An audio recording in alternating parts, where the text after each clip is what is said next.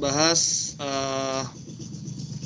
topik terakhir kita, yaitu business process modeling notation ya. Kemarin kita sudah bahas bagaimana penjelasan dari business process manajemennya atau pengelolaan dari business process itu. Kemudian berlanjut, karena memang business process sekarang pengelolaannya sudah based IT ya. Jadi dia berlanjut kepada business process manajemen sistemnya, bagaimana mengelola sistemnya dari proses bisnis itu. Kemudian yang terakhir, hari ini kita bicara masalah pemodelannya. Ya, sudah jelas bagaimana mengelolanya secara konsep, kemudian sistem pengolahannya seperti apa, dilanjutkan dengan bagaimana kita memodelkan dari pengelolaan kita itu, pengelolaan proses bisnis kita itu dalam bentuk notasi ya, model notasi, atau dikenal dengan istilah business process modeling notation. Jadi pada minggu ini kita habiskan materi kita hanya 3 slide saja yang sudah juga saya kirim ke filenya MS Team ya, PB01 sampai PB03. Jadi pada pertemuan terakhir besok kita akan laksanakan kuis, kemudian kita bahas latihan yang akan kita kerjakan hari ini ya, nanti setelah ini. Kemudian juga minggu terakhir besok, minggu ke-7, saya akan bagi langsung kelompok tugas besar dari proses bisnis ini. Nanti kelompoknya itu ada sekitar, kalau sekarang kan 41 ya, kita berapa semua? 41, berarti satu kelompok ada sekitar 3 ya, 3 orang, 3 atau 4 orang. Nanti saya bagi aja. Kemudian akan diberikan nanti objeknya. Jadi objeknya itu adalah instansi atau perusahaan nantinya tempat saudara menggali ya atau mengeksplor, kemudian melakukan monitoring seperti apa proses bisnis yang mereka jalani, kemudian dituliskan flow prosesnya dalam bentuk narasi dan notasi modelnya nanti.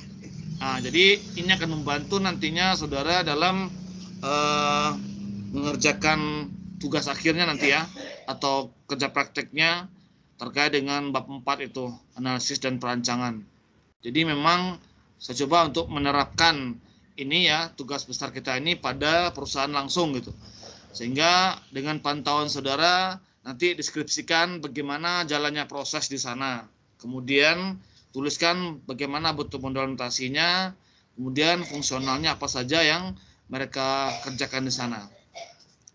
Oke, saya langsung saja share screen untuk memaparkan materi kita terkait dengan modeling notation ini.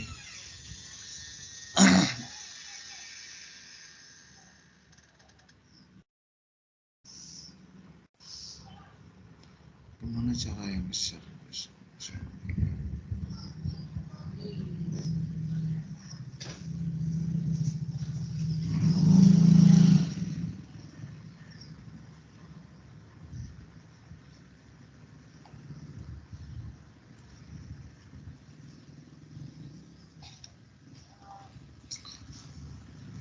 Udah kelihatan ya share screen saya semuanya?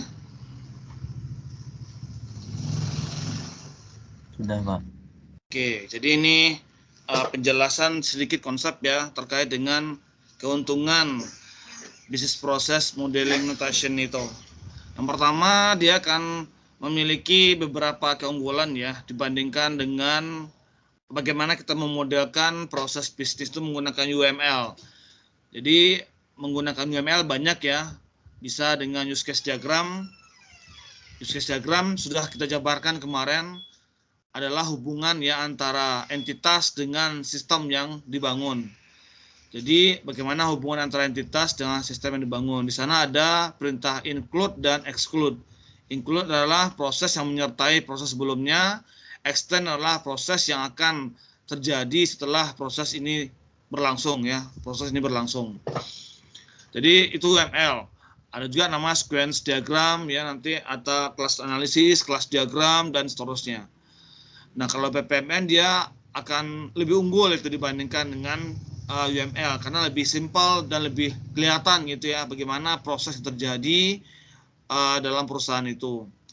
Yang pertama kita lihat, BPMN menyediakan teknik untuk memodelkan aliran proses sehingga lebih kondusif ya dengan cara kerja model analisis bisnis. Jadi sebetulnya kalau bicara masalah BPMN, kita bisa memodelkan sebetulnya bagaimana proses yang terjadi, flow proses yang terjadi di perusahaan itu.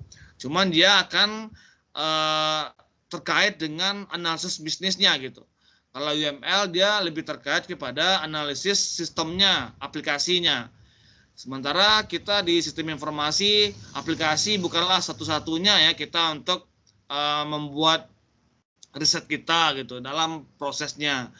Tapi bagaimana kita melakukan sebuah bisnis analisis, bagaimana jalannya proses, bagaimana jalannya bisnis, itu lebih besar sebetulnya dibandingkan dengan hanya melihat atau menggambarkan bagaimana proses jalannya sebuah aplikasi itu.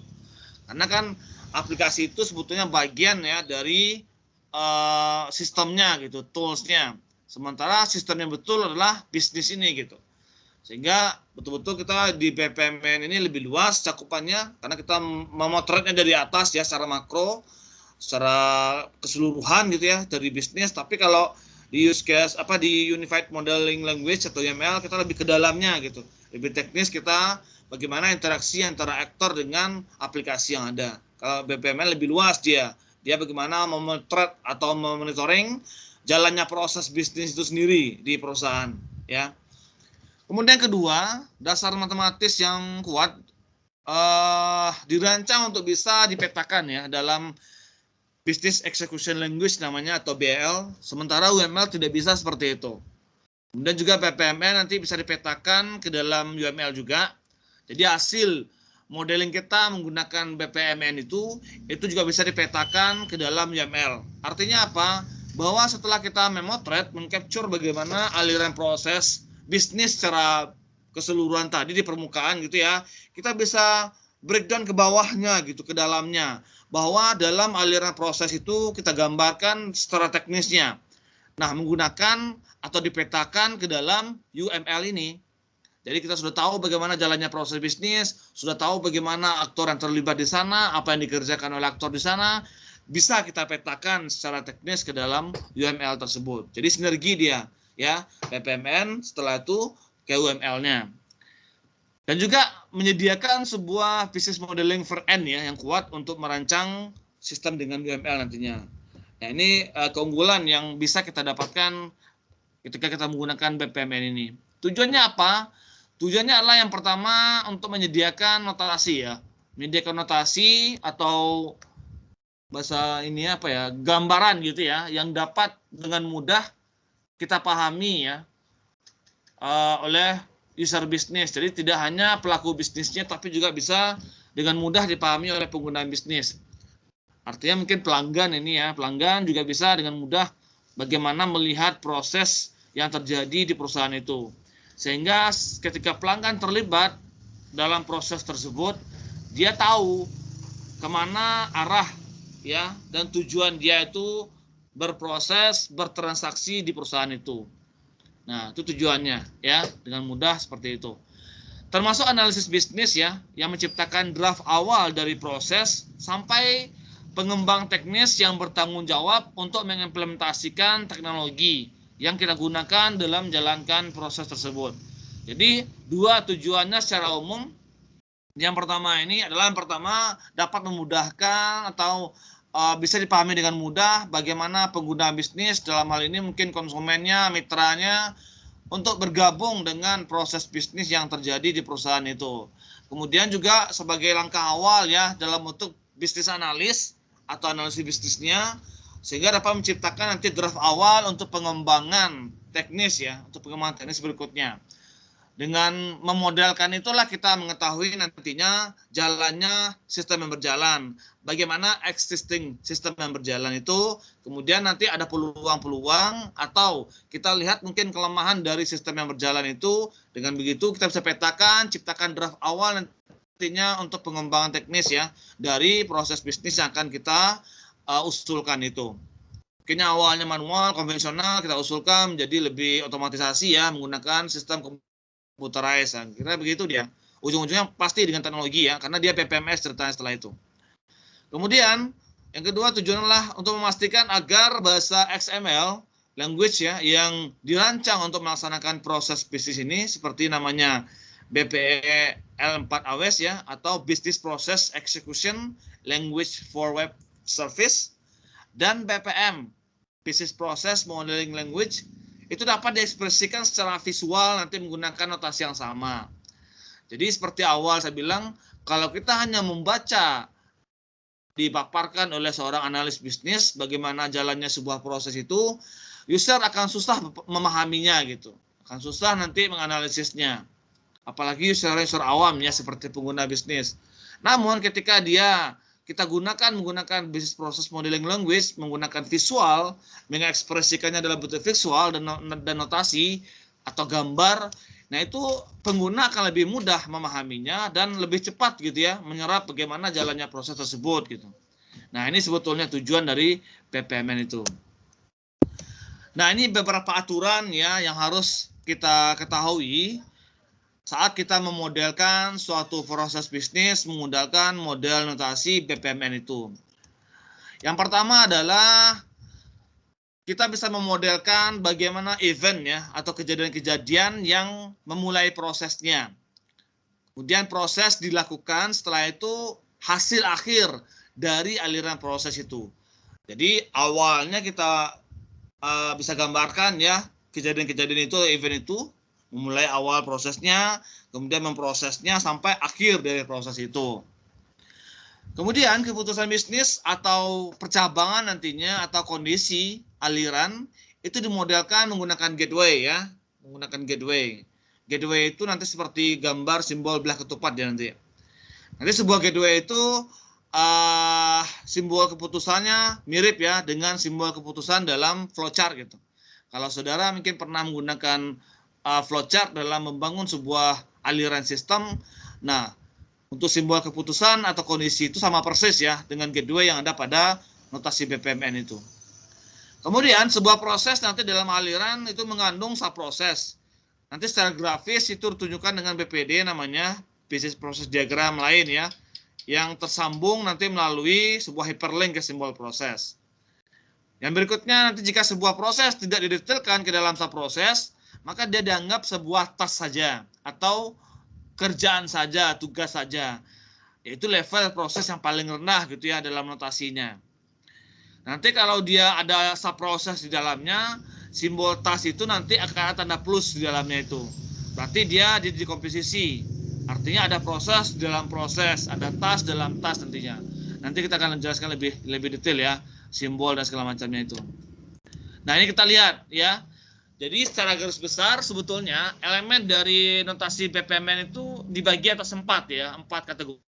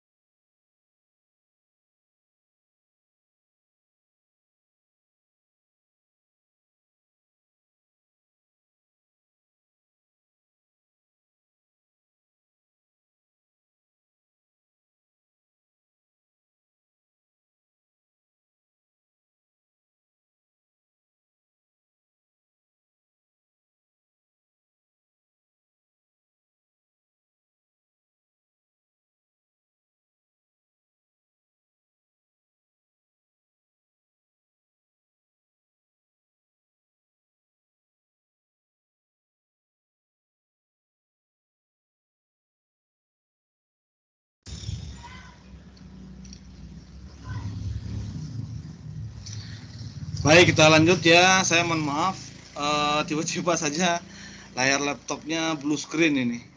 Jadi dia langsung restart. Saya share screen lagi ya.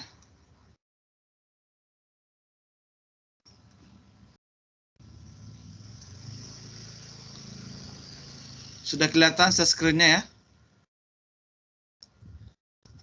Ya, Pak. Oke. Ya, jadi kalau kita lihat diagram BPMN itu sendiri ada 4 kategori besar ya. Nanti masing-masing kategori itu ada subkategorinya. Yang pertama ada namanya flow object, kemudian ada namanya connecting object, ada swim lane, ada artifact. Jadi kalau kita lihat, saya coba lihat di ininya ya, di aplikasinya.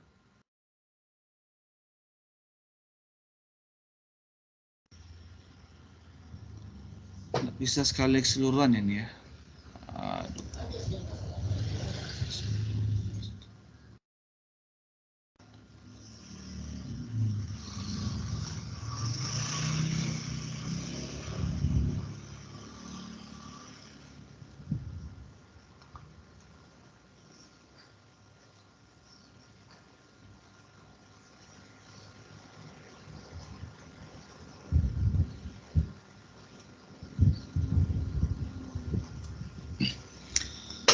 Nah, jadi nanti bentuk dari editor BPMN itu kira-kira begini ya.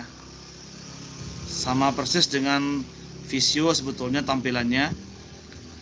Jadi segera nanti diinstal di laptopnya itu Bizagi proses modeling ini ya. Simbolnya seperti ini, ada gambar B, ada gambar B ini. Segera nanti diinstalkan di laptop masing-masing.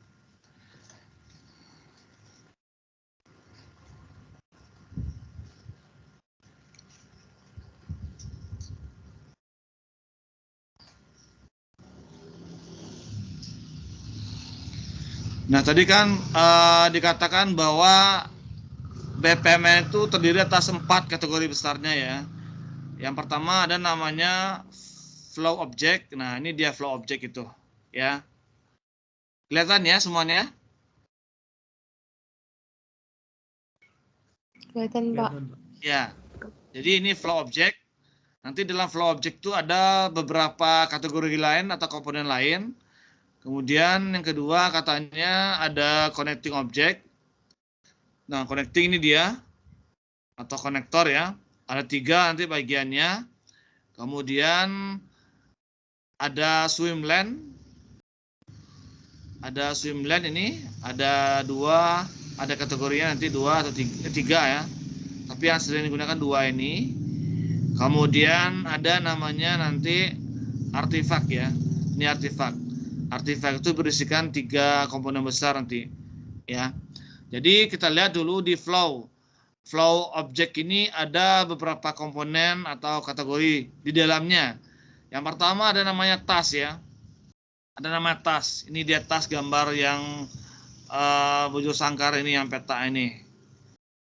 Kemudian ada namanya task yang berisikan subproses. Kemudian yang bulat warna hijau ini, yang satu bulatannya ini namanya start event ya. Kemudian kalau ini namanya intermediate event. Tadi ini task ya, task. Kalau ini sub proses atau subtasknya ini start event, kemudian ini intermediate event, kalau ini end event, ini gateway ya, seperti yang bilang tadi. Jadi kalau kita lihat penjelasan dari yang kita bacakan tadi, nah kalau event itu merepresentasikan bentuk lingkaran ya, merepresentasikan bentuk lingkaran. Kemudian dia menjelaskan apa yang terjadi saat itu. Nah, tadi sudah dibilang event itu atau kejadian itu, event dibagi menjadi 3 ya, 3. Ada namanya starting event. Starting event tadi gambarnya bulatan, 1 bulatan ya, warna hijau itu. Kemudian ada intermediate, intermediate itu bulat juga tapi ada bulat kecil di dalamnya atau 2 garis bulat. Kalau N dia berwarna merah, N event itu. Nah, ini masing-masing ini mewakili kejadian ya. Mewakili kejadian dimulainya proses, adanya interupsi proses, dan adanya akhir dari proses tersebut gitu. Nah, kemudian kalau kita lebih detailkan, simbol dari event itu sebetulnya tidak hanya fokus kepada 3 itu saja ya. 3 itu saja, nggak fokus pada 3 itu saja.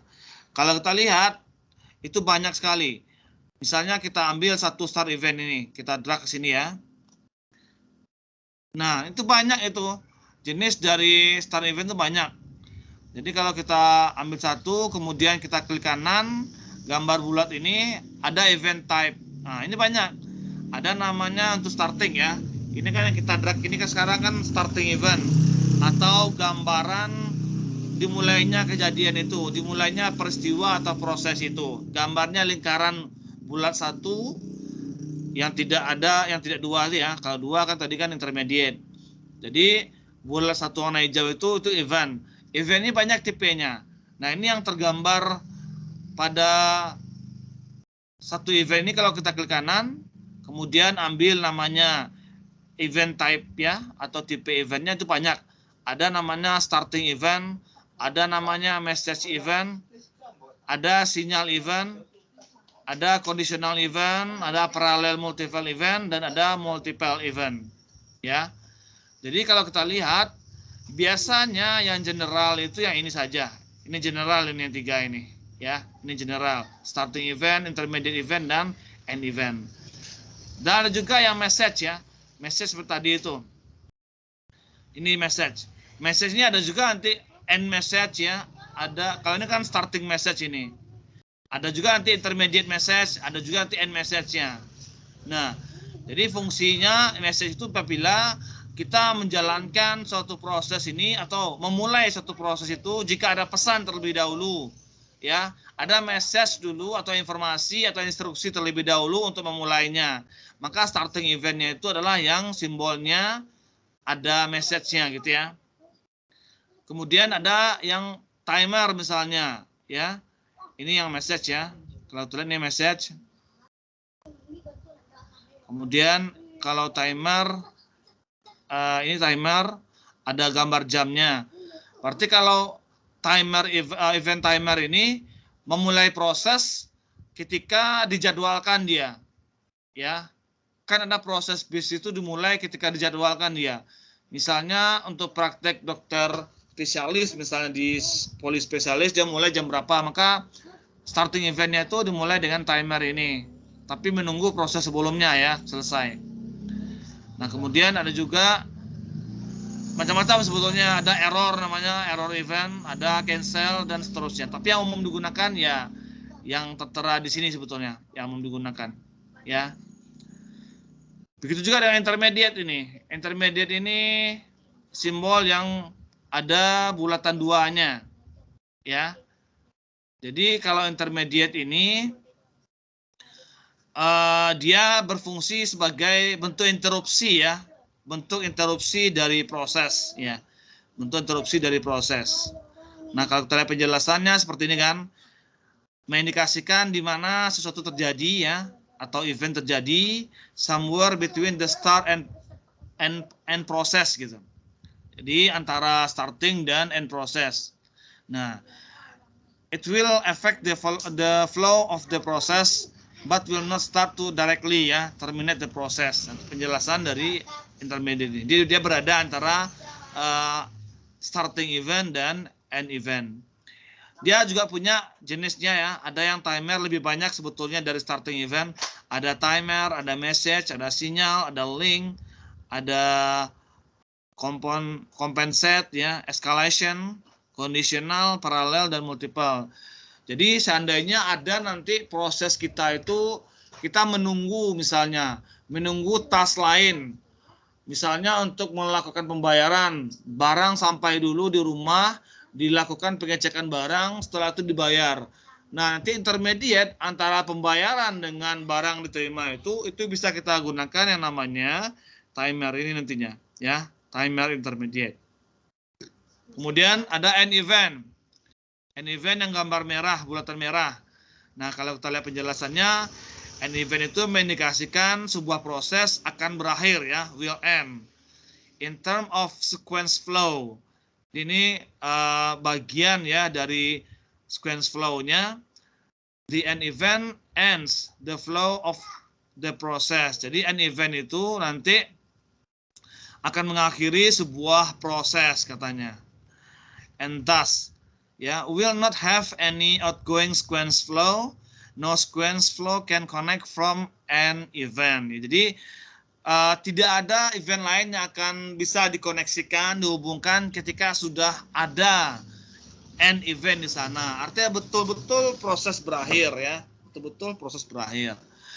Tipe dari an event ini juga banyak ya, ada terminate namanya, ada message ya, artinya dia berhenti ketika ada message dulu, ada error, dia berhenti ketika error misalnya, dan seterusnya.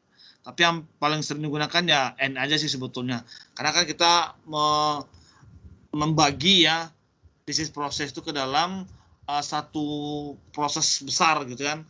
Tidak semua yang ada di proses itu bisa kita buatkan, tapi dipecah-pecah sebetulnya. Baik, itu ya untuk yang apa nama tadi, event ya. Kemudian yang kedua activity. Nah, activity itu yang mana? Activity itu yang ini dia. Ini activity ya, atau task istilahnya kita. Nah, ini activity. Jadi activity gambarnya adalah yang segi 4 ini. Ya. Activity itu merepresentasikan pekerjaan atau task ya, atau kejadian atau kegiatan yang harus diselesaikan ya. Kemudian activity itu ditunjukkan dengan persegi panjang seperti yang dibilang tadi, yang ujung-ujungnya bulat dan merupakan bentuk umum ya untuk pekerjaan yang dilakukan oleh perusahaan. Nah, sebuah aktivitas ini bisa dia berdiri sendiri atau gabungan gitu ya. Kalau kita lihat jenis activity itu ada beberapa juga. Kalau kita lihat jenisnya ya, ada user task ya, jenis activity itu ada user task, ada service, ada receive, ada send ya. Jadi kalau receive itu kegiatan yang dilakukan ketika ada message yang masuk, atau send task misalnya kegiatan yang dikerjakan ketika kita mengirim sebuah message ya kepada task lainnya. Kalau kita masih menggunakan manual, misalnya tanda tangan manual misalnya, berarti kita gunakan manual task seperti ini, ya. Kalau yang biasa saja berarti ya tasknya biasa saja di sini gitu ya. Nah, kita lihat di sini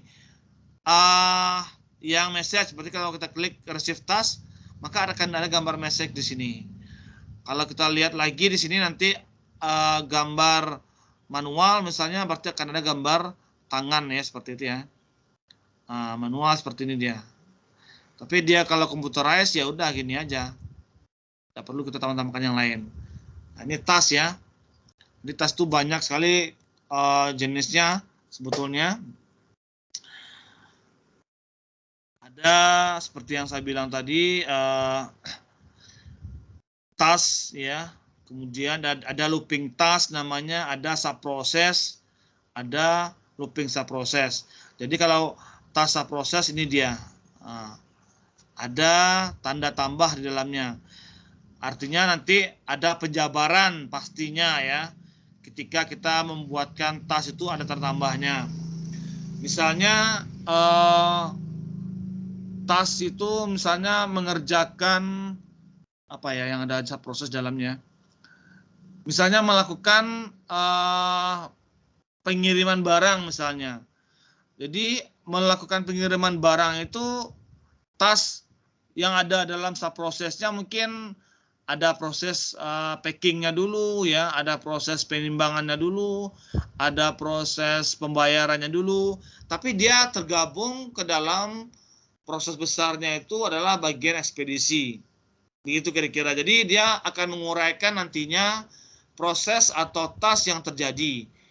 Kalau kita membuatkan sebuah task atau kegiatan itu atau pekerjaan itu ada sub proses di dalamnya ya, itu dikasih tanda tambah seperti ini. Nah, ini banyak juga, ada juga message namanya, ada juga timer ya, jenis eventnya banyak sebetulnya.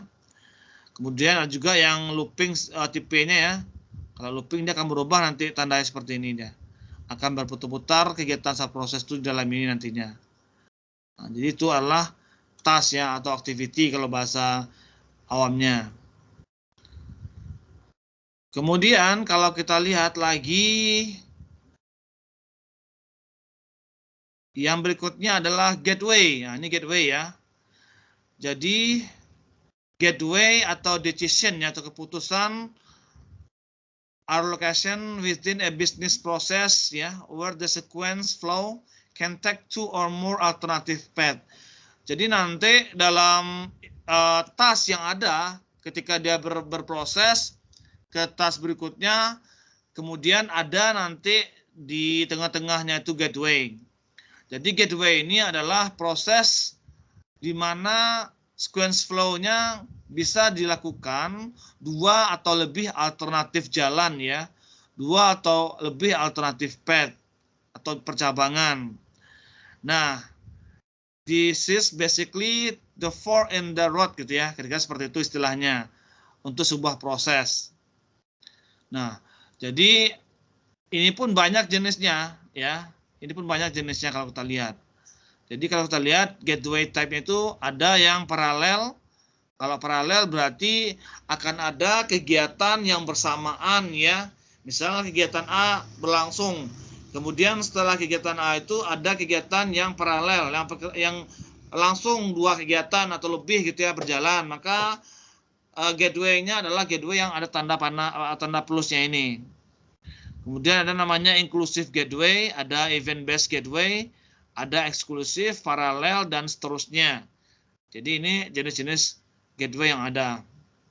Nah, gateway di sini merepresentasikan pemecahan alur yang terdapat dalam proses bisnis ya.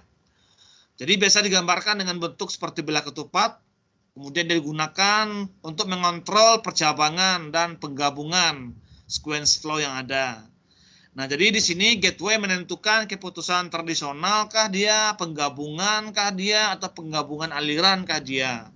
Ya, ada berbagai macam gateway seperti yang dijelaskan tadi. Ada namanya exclusive database ya, ada event exclusive event base, ada inclusive event base dan parallel base ya. Jadi seperti yang tertera di sini. Ada yang parallel gateway, ada yang eksklusif event base ya. Kalau yang paralel seperti ini nanti gambarnya ada tanda plusnya. Kalau yang inklusif seperti ini nanti, kemudian kalau yang event base seperti ini, terus eksklusif event base seperti ini. Jadi fungsinya sebetulnya banyak ya, tergantung kebutuhan dan penggunaannya untuk apa. Ini paralel, eksklusif. Nah, kalau dijelaskan di sini ini banyak, ini seperti ini dia. Jadi kalau paralel itu berarti nanti ada synchronizing-nya ya, synchronizing-nya dua kegiatan yang sama. Kemudian kalau dia database inclusive decision, maka akan ada bulat di tengah-tengahnya ini seperti ini dia. Nah, jadi banyak ya fungsi gateway itu. Nah, kalau kita bicara event based gateway ya, event based gateway yang ini, yang gambarnya ada bulat di dalamnya, kemudian ada segi 5 di dalam bulat itu.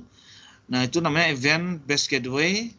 Event based gateway itu akan selalu diikuti oleh catching event ya, atau receive task ke dia. Sequence flow-nya merouting nanti subsequent ya, subsequent event atau task yang happen first gitu, yang terjadi di awal, di pertama kali terjadi. Kalau inclusive gateway, ketika terjadi splitting, satu atau lebih cabangnya itu akan diaktifkan nantinya ya. Semua aktif incoming branch ya, must complete before merging nantinya. Kemudian juga namanya exclusive event based gateway. Ini masing-masing ini akan dilakukan dari subsequent event start ya ke a new process instance gitu, ke proses yang baru. Kemudian ada namanya parallel event based gateway atau instantiate ini terjadi semua subsequent event start ke proses yang baru nantinya. Jadi penjelasannya cukup banyak dari masing-masing ini ya. Nah, kemudian berikutnya yang kedua adalah connecting ya. Konektor ini ada 3 tadi, ada sequence flow, ada namanya association, ada namanya message flow. Jadi kalau sequence flow itu merepresentasikan pilihan default untuk menjalankan proses ya. Pilihan default untuk menjalankan proses. Nah, dia digunakan untuk memperlihatkan the order the activities ya. Jadi aktivitas yang akan terjadi dalam sebuah proses nantinya. Masing-masing flow hanya memiliki satu sumber ya. Only one target, hanya satu target. Jadi nggak bisa dia bercabang-cabang, dia satu aja ke task berikutnya gitu. Kemudian yang kedua adalah association ya. Nah, atau ini merepresentasikan penggunaan dalam menggabungkan elemen ya, dalam menggabungkan elemen dengan artefak. Apa itu artefak? Nanti kita jelaskan. Jadi dia association itu menggabungkan elemen dengan artefak. Kemudian ada ini message flow. Message flow itu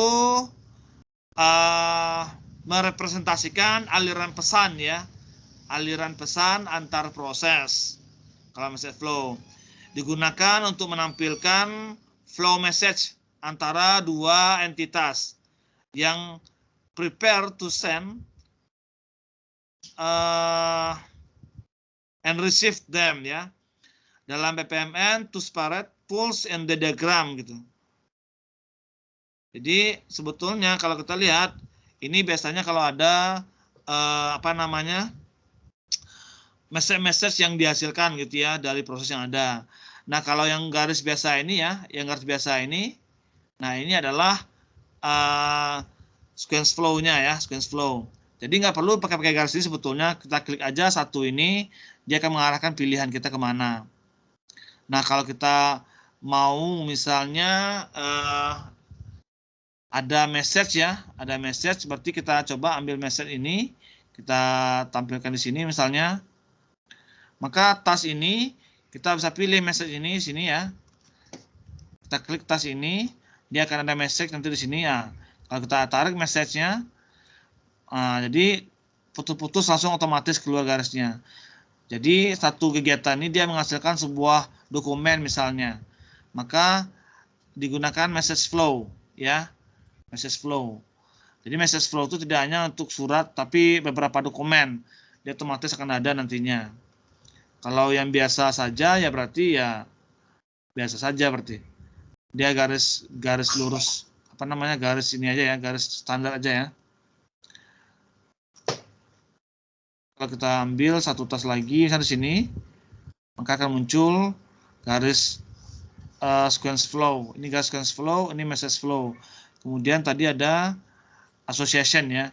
Association itu penggabungan ya, penggabungan elemen dengan artefak. Nah, kemudian yang berikutnya adalah swimlane ya. Ini swimlane namanya, swimlane. Jadi swimlane itu digunakan untuk mengkategorikan secara visual seluruh elemen dalam diagram. Nah, biasanya digambarkan dengan bentuk garis yang memisahkan dan mengelompokkan aktor atau pelaku berinteraksi dengan sistem. Banyak metodologi pemodelan menggunakan konsep swimlane ini ya. Mekanismenya untuk membagi kategori visual yang menggambarkan nanti kemampuan fungsional atau tanggung jawab yang berbeda dari masing-masing pelaku proses bisnis itu. Dalam swimlane ini ada dua. Sebetulnya yang paling sering digunakan itu dua ya, walaupun di sini ada 3, ada satu lagi namanya milestone. Tapi milestone ini kita jarang menggunakan. Milestone ini biasanya untuk pergerakan yang vertikal ya, yang pengelompokannya dari atas ke bawah. Tapi kalau swimlane itu dari kiri ke kanan ya, atau horizontal. Makanya yang biasa kita gunakan dua ini ya. Ini namanya Ada dua tadi ya. Ini namanya ada pool, ada namanya land. Ya, pool dan land. Jadi kalau pool itu mewakili partisipan dalam proses. Jadi kalau satu ini namanya pool ini, ya. Satu ini namanya pool. Kemudian land itu adalah subbagian dalam sebuah pool. Ada nanti subbagian dalam sebuah pool dan menambah nanti panjang dari pool, baik vertikal ataupun horizontal. Land ini digunakan untuk mengatur atau mengkategorikan aktivitas. Misal ya, ini kan satunya kan pool ya. Jadi kalau kita tambah satu lagi misalnya di sini. Nah, jadi dalam proses satu ini namanya pool, ini land atau apa namanya bagian ya, subbagian dari sebuah pool. Kita mau nambah misalnya satu lagi di sini. Nah, dia akan gabung seperti ini dia, ya. Dia akan bergabung seperti ini. Nah, ini yang disebut dengan subpool tadi itu, land itu. Land 2 ini, land 1, land 2 ini prosesnya itu pool, seperti yang besar ini. Ya. Itu untuk swimland. Kemudian yang terakhir artifak ya, seperti yang dibilang tadi artifak. Nah, ini artifak ini. Nah, artifak ada banyak sebetulnya kalau kita secara umum kita gunakan hanya beberapa saja ya. Ada yang ini misalnya annotation, ada group, ada data object dan database storage ya. Jadi artifak itu adalah elemen yang digunakan untuk memberikan informasi tambahan dari sebuah proses ya. Dari sebuah proses. Elemennya ada 3 secara garis besar, ada data object yang ini dia. Nah, data object itu memberikan sebuah penjelasan, biasanya digunakan untuk menjelaskan data apa yang dibutuhkan dalam proses ya, data apa yang dibutuhkan dalam proses. Kemudian ada namanya grup ini, sini ya grup ya. Jadi grup itu mengelompokkan sejumlah aktivitas nantinya di dalam proses tanpa mempengaruhi proses yang lain ya, yang sedang berjalan. Kemudian ada annotation di sini. Annotation itu biasanya digunakan untuk memberikan catatan lah ya, atau tooltip kalau kita di aplikasi ya, catatan, tooltip agar diagram menjadi lebih mudah dipahami. Artinya penjelasan-penjelasan gitu ya, yang perlu dijelaskan kalau untuk di sini annotation. Jadi itu ya 4, ada artifak ya yang terakhir.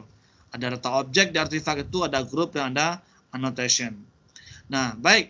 Jadi kalau kita lihat dalam sebuah proses bisnis itu, biasanya kan kita hanya monitoring ya. Kita hanya monitoring melihat apa yang terjadi dalam kegiatan bisnis itu. Saya contohkan satu buah hasil analisis ya. Ini adalah hasil analisis yang mungkin kita temukan di lapangan gitu. Sehingga kita bisa gambarkan seperti apa model dari PPMN yang ada nantinya. Yang menggambarkan, yang mewakilkan nanti proses yang terjadi itu. Ya, kalau kita lihat kira-kira seperti ini contohnya nanti BPMN, mana di contohnya? Bentar.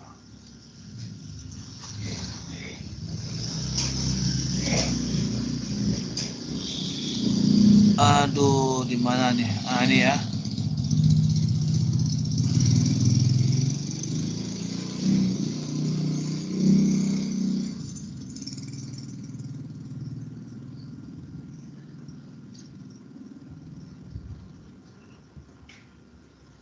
Sebentar, mana contoh nih? BPMN. Oh, bukan di sini ya. 2020. Misalnya kita contohkan BPMN penjualan. Kalau saya share screen-nya seperti ini kira-kira. Kelihatan ya share screen-nya. Jadi misalnya saudara diminta untuk melihat bagaimana proses penjualan ya di sebuah toko misalnya. Jadi dari hasil pengamatan saudara itu saudara buat misalnya deskripsi kasusnya itu.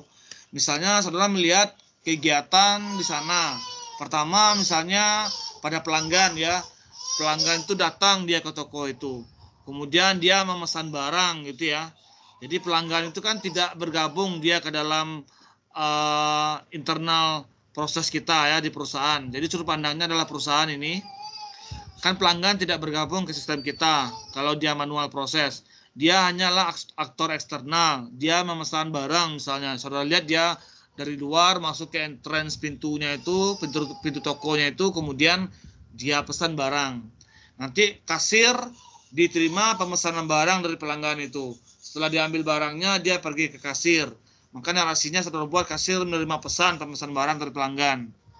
Kemudian dicek oleh kasir itu, jika barang tersedia dari catatan dia pesan itu, maka kasir akan menginformasikan kepada pelanggan barang apa? Jika barang tidak tersedia, jika barang tidak tersedia dari daftar pesanan dia itu, maka kasir akan menginformasikan nanti ke pelanggan itu bahwasannya barang tidak ada. Kemudian proses akan berakhir.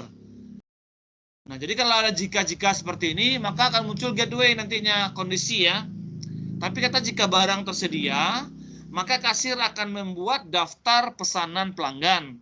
Akan dibuat oleh kasir itu nanti daftar pesanan pelanggan, lalu daftar tersebut akan diberikan kepada staf operasionalnya atau orang-orang yang bertugas buka sana ya, atau orang-orang yang bertugas mengambilkan barang-barang sesuai dengan orderan pelanggan tadi itu ya, kalau barang tersedia itu. Kemudian nanti orang yang mengambilkan barang itu atau staf operasional itu memberikan barang pilihan barang yang diambil itu kepada pelanggan kembali ya sesuai dengan catatannya dia tadi itu. Kemudian proses berlangsung pada pelanggan kembali, pelanggan melakukan pembayaran, barang diterima oleh pelanggan dari staf operasional, kemudian pelanggan menuju kasir untuk melakukan pembayaran, kemudian kasir menerima pembayaran dari pelanggan dan proses selesai. Nah, ini yang harus saudara gambarkan. Ya, ini deskripsi kasus ini saudara dapatkan berdasarkan capture ya, hasil amatan di lapangan ini. Duduk misalnya di kedai itu kan bagaimana flow yang terjadi ya, ini ada pelanggan masuk, apa yang dikerjakan, bagaimana aktivitas di sana. Saudara ceritakan seperti deskripsi ini. Baru nanti digambarkan bisnis proses modeling notationnya. Ini saya sudah buatkan ya, contohnya. Nah, kira-kira seperti ini. Ini cerita tadi ini. Jadi kita tentukan dulu bahwa aktornya ada 3 tadi kan. Ada pelanggan sebagai aktor eksternal. Kalau dia aktor eksternal berarti pelanggan itu satu lane ini dia ya. Satu lane ini dia. Tidak ada bukan satu lane, satu pool ini dia. Tidak ada lane di dalamnya. Tapi kalau kasir dan staf operasional itu kan bagian internal perusahaan. Jadi ada 3 sebetulnya aktor terlibat, yaitu pelanggan, ada kasir, ada staf operasional atau orang yang mengambilkan barang itu. 3 aktor, 1 aktor eksternal, 2 aktor internal dari perusahaan itu.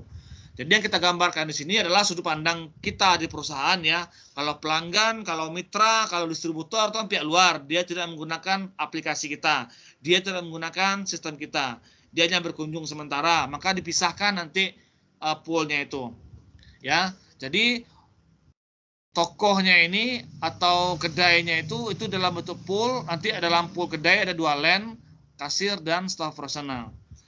Kegiatan tetap harus dimulai starting awalnya itu dari pihak internal, walaupun pelakunya adalah pihak eksternal. Kan memulai proses itu kan sebetulnya pelanggan ya. Pelanggan datang ke toko kita gitu kan untuk membeli kue. Tapi karena pelanggan itu adalah aktor eksternal, dia tidak boleh kita mulai dari aktor eksternal, nggak boleh. Dan juga penggambaran proses yang terjadi ini pun tidak boleh digambarkan di aktor eksternal. Karena sudut pandang seperti yang saya bilang tadi itu kita berada posisinya di perusahaan. Kecuali dia diusulkan dengan online market ya. Nah, itu beda lagi.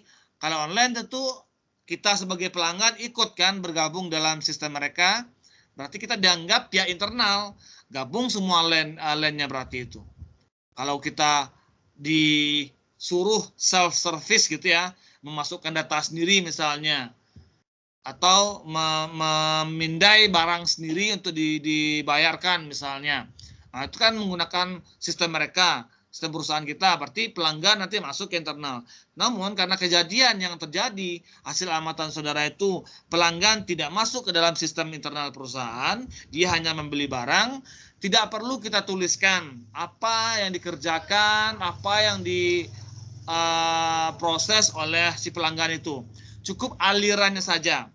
Aliran ya, misalnya tadi kan starting awal seperti yang saya bilang, starting awalnya itu tetap pada internal perusahaan, walaupun pelanggan sebagai pelaku utama tadi kan yang memulai proses, kita tidak boleh menuliskan apa yang dikerjakan oleh pelanggan, tetap pada internal perusahaan proses awal terjadi. Maka starting event awalnya adalah pada ini. Nah, pada si kasir ini ya, maka starting awalnya di sini dia. Waduh, patah-patah ya. Ini ya. Jadi starting awal di kasir, nanti ada panah menuju kasir itu. Kan tadi itu ya, pelanggan datang gitu kan melakukan pemesanan barang. Jadi nanti memesan barang dari pelanggan itu akan diterima nanti message ya, atau semacam orderan gitu kan, kertasnya ke kasir. Maka di sini dibuatkan intermediate-nya itu adalah intermediate message ya, message, yaitu kasir menerima pesanan barang tadi kan, kasir menerima pesanan barang tadi. Kemudian kasir kan melakukan pengecekan terhadap barang yang akan di order oleh si pelanggan. Maka muncul di sini gateway kondisi. Nah, apakah barang tersedia?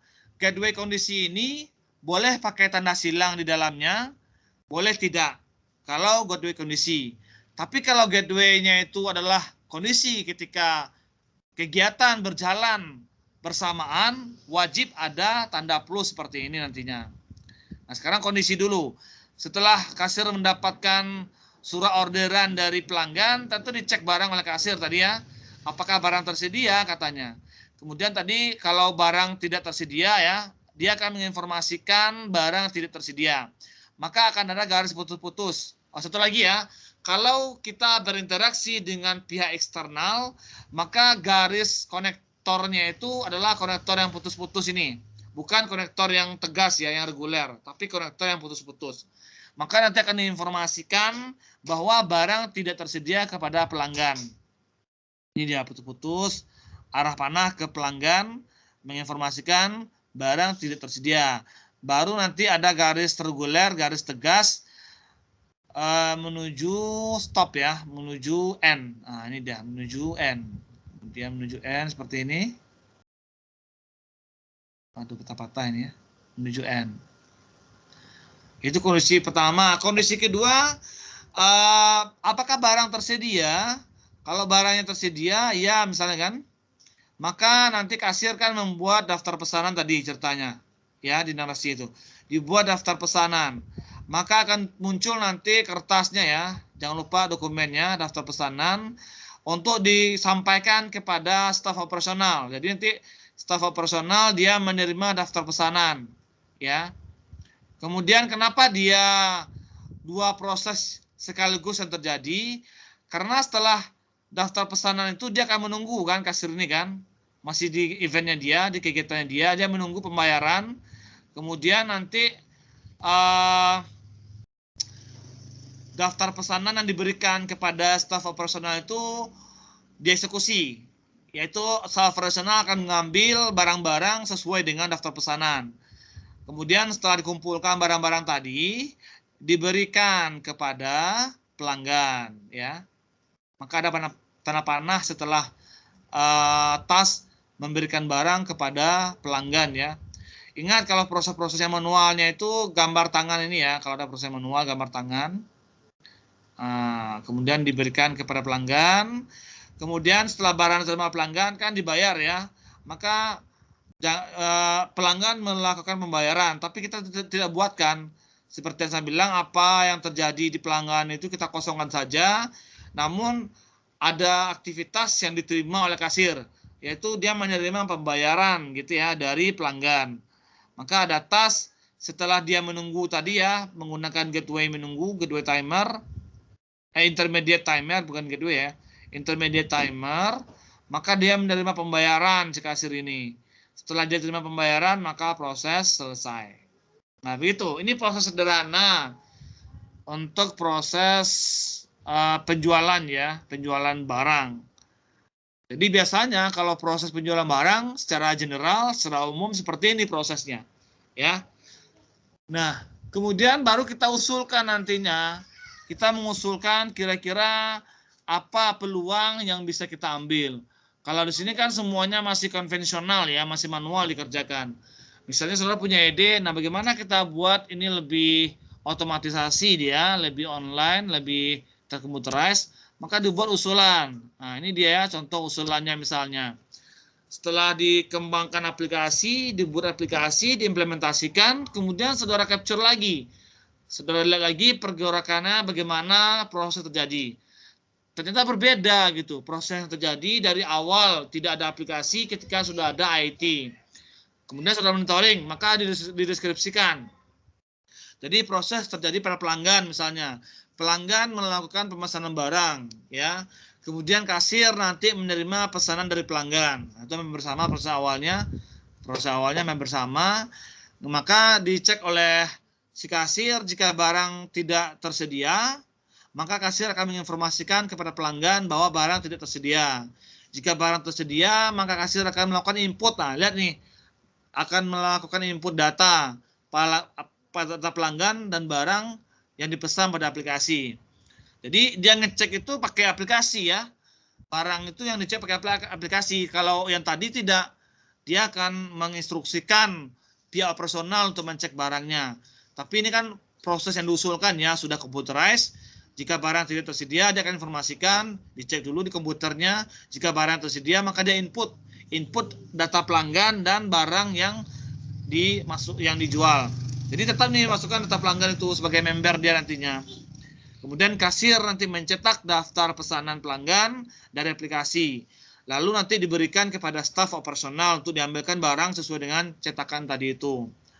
Kemudian tetap seperti biasa prosesnya, staf operasional mengambilkan barang, kemudian diberikan kepada pelanggan, kemudian sampai nanti pelanggan melakukan pembayaran. Kemudian kasir menerima pembayaran gitu ya, dan melakukan input data pembayaran pada aplikasi. Kasir mencetak faktur, kemudian faktur itu diberikan kepada pelanggan ya. Pelanggan menerima faktur, proses selesai. Jadi kalau kita melihat usulan yang ada pada kasus ini itu bukan online system ya, bukan online system, tapi hanya mengotomatisasikan proses yang terjadi pada kasir. Ya kan? Proses yang manual pada kasir. Tapi kalau dia online system berarti kan beda lagi kasusnya nanti. Berarti nanti akan terjadi pada pelanggan. Pelanggan masuk ke aplikasi kemudian memilih barang yang diinginkan. Nah, berbeda ceritanya. Ini ceritanya hampir sama dengan konvensional sistem yang sebelumnya, tapi yang di computerized atau yang ditanamkan aplikasi hanya pada komputer kasir. Nah, begitu dia. Hanya pada komputer kasir. Maka dibuatkan PPMN-nya berubah dia dari ini. Jadi sama sebetulnya. Kosong tetap ya, kosong di pelanggan karena di sini dianggap pelanggan masih pihak eksternal, pelanggan tidak bergabung dengan sistem kita karena prosesnya seperti yang saya bilang tadi bukanlah online shop ya, tapi proses penjualan dan pembelian biasa yang menuntut kasir hanya menggunakan aplikasi gitu ya dalam prosesnya. Maka tetap memesan barang, kemudian nantinya menerima pesanan, nanti kasir akan ngecek barang ya, ngecek barang di aplikasi, ditambahkan nanti tanda tabungnya nih ya. Kalau dia ngecek barang itu ditambah tanda tabung. Kemudian apakah barang tersedia katanya, kalau tidak bahkan diinformasikan seperti tadi, kalau dia barangnya ada maka input data pelanggan dan pesanan barang. Maka nanti akan mengalir garis putus-putus, ada tanda panah di kepalanya itu menuju tabung database-nya. Kemudian garis biasa, garis reguler yang menandakan task berikutnya, yaitu dia mencetak daftar pesanan. Kalau dia mencetak, berarti akan ada aliran garis putus-putus yang kepala panahnya menuju mencetak daftar pesanan. Kenapa? Karena kan kalau kita mencetak itu kan mengambil data dari database gitu kan. Tapi kalau kita input data, tentu kita memasukkan data ke database. Maka tanah panahnya ke arah database. Kalau mencetak data, maka tanah panahnya ke arah mencetak data itu. Ya. Jadi kita ngambil data dari database. Kemudian proses berlangsung menunggu pembayaran. Nanti setelah mencetak pesanan itu, staf operasional dia akan terima daftar pesanan, diambilkan barangnya, kemudian diberikan kepada pelanggan. Kasir menunggu, pelanggan menerima barang, nanti melakukan pembayaran. Kemudian pelanggan menerima pembayaran manual ya mungkin ya, karena dia duit cash itu. Kemudian nanti diinput lagi datanya itu. Diinput data pembayaran. Maka kalau input data pembayaran ada tanah panah putus-putus masuk ke database. Kemudian dia cetak faktur, berarti akan ada tanah putus-putus menuju cetak faktur. Nanti faktur itu diberikan kepada pelanggan ya, dan proses selesai.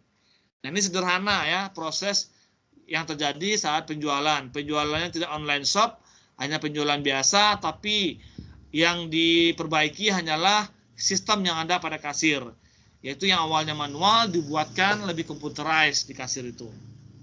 Oke ya, jadi itu contoh kasus sederhana proses penjualan yang sedang berjalan dan yang diusulkan gitu ya, yang sedang berjalan dan diusulkan. Baik, sampai sini ada pertanyaan?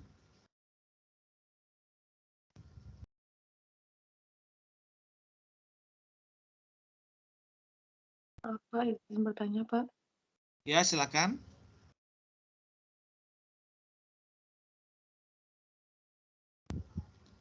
Silakan Anissa. Yang untuk tadi itu Pak kan ada yang menerima enggak. Maaf, putus-putus suaranya nih. Tadi kan ada yang menerima dan itu kan enggak bisa Putus-putus ini atau sinyal saya kali yang ini, atau diketik aja coba di show conversation itu Anissa.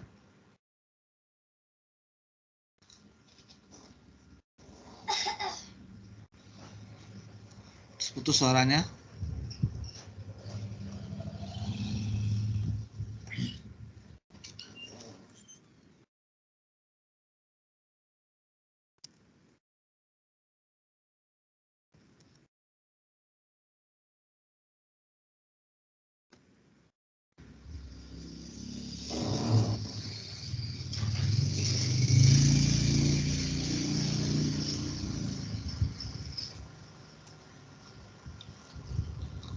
Oke, gimana? Udah diketikkan di sana Anissa?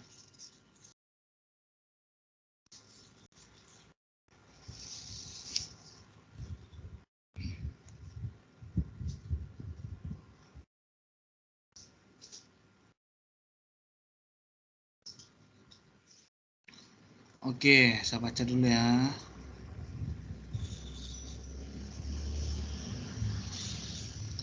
Jadi ini ada pertanyaan dari temannya Anissa Ulfa. Untuk bagian menerima pesanan tadi disimbolkan dengan intermediate. Apa tidak menggunakan simbol activity? Pada saat apa nih pesanan untuk bagian menerima pesanan ya. Bagian menerima pesanan dari ini yang diusulkan atau yang berjalan ini Anissa?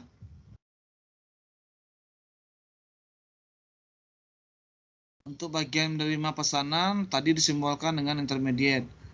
Menerima pesanan mana di sini? Menerima pesanan. Oh, pelanggan ya, dari pelanggan ke ini ya. Oke. Digunakan intermediate message ya, intermediate message. Apa tidak menggunakan simbol activity? Nah, baik. Jadi proses yang dibuat itu boleh ya. Dia tidak kaku sebetulnya BPMN itu. Boleh seperti yang dibilang oleh Anissa ini. Artinya ketika ada garis putus-putus dari pelanggan menuju kasir. Jadi starting awal di kasir. Dibuat tas boleh juga, dibuat tas seperti itu ya. Kemudian dibuatkan narasinya, menerima pesanan dari pelanggan. Kemudian nggak harus putus-putus menuju tas. Itu boleh juga, nggak apa-apa. Jadi nggak kaku ya, nggak kaku kita, boleh seperti itu. Itu kan menggambarkan ya bahwasanya ada pesan diterima berupa dokumen misalnya atau jenis apa gitu ya. Saya nggak tahu, mungkin bisa jadi dia memesan itu lewat media ya, lewat media mungkin apakah di WhatsApp mereka gitu ya atau di message mereka, makanya dibuat simbol message seperti itu. Mungkin itu lebih umum, lebih general, boleh seperti yang dibilang oleh Anissa ini, dibuatkan sebuah tas, kemudian narasinya adalah menerima order dari pelanggan gitu ya, pesanan dari pelanggan, nanti muncul garis putus-putus dari pelanggan menuju tas tadi itu, boleh Anissa, nggak apa-apa. Ya, tidak harus message seperti tadi itu. Ya, jadi dia tidak kaku dalam penulisannya. Yang penting flow-nya benar. Oke, ada lagi yang bertanya? Silakan. Ya, kalau tidak kita nanti ada latihan ya, latihan kasus juga yang akan kita cobakan ya. Kasusnya sama seperti yang ditampilkan ini, cuman beda objek kali ya, beda objek. Kasus yang akan kita latihkan ini, saya buatkan deskripsinya. Deskripsinya itu berisikan existing proses ya, atau proses yang sedang berjalan. Nanti saudara gambarkan proses sedang berjalan itu, kemudian gambarkan yang diusulkan. Jadi ada 3 itu, membuat gambar dari narasi proses yang sedang berjalan. Yang kedua, membuat usulan dari proses yang berjalan tadi itu diusulkan, membuat narasinya dan membuat gambarnya. Jadi kalau yang diusulkan narasi dan gambarnya, kalau yang sedang berjalan cukup gambarnya saja, karena soalnya sudah ada, saya bikin narasinya. Gitu ya. Baik, kalau tidak ada pertanyaan, ini sudah 1,5 jam kita. Kita akhiri ya pertemuan kita hari ini. Ini adalah pertemuan terakhir kita di bahan materi kita ya. Pada pertemuan ke-7 besok, kita akan bahas mengenai latihan ini. Nanti saya akan random nama 2 atau 3 nama, kemudian saya akan bagi kelompok, nantinya kelompok tugas besar. Setelah itu kita akan laksanakan kuis ya. Kuisnya itu saya kasih soal, nanti kerjakannya offline di tempat masing-masing. Cuman waktunya tidak sama dengan waktu pengajaran latihan ya. Waktunya dibuat waktu kuis. Waktu kuisnya itu palingnya sekitar 1 jam ya. Maka 1 jam setelah soal kuis saya sebar, ya silakan dikerjakan dan dikirimkan kembali. Begitu ya. Jadi itu yang dapat saya sampaikan pada pagi hari ini. Silakan diaktifkan videonya, bukti bahwasanya kita sudah melaksanakan perkuliahan pada pagi hari ini.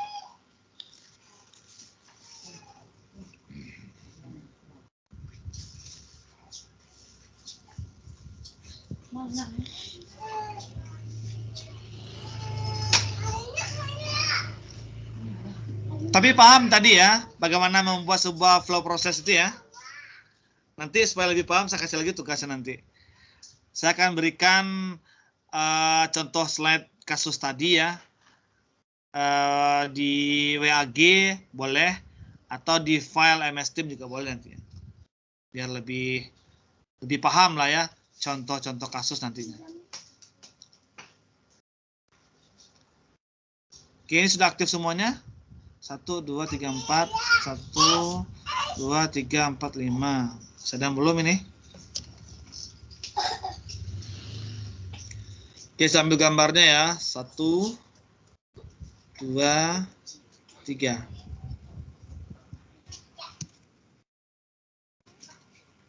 Baik, terima kasih.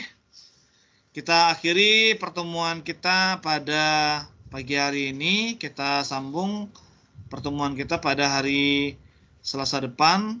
Wassalamualaikum warahmatullahi wabarakatuh. Waalaikumsalam warahmatullahi wabarakatuh. Terima kasih, Pak. Oke, sama-sama.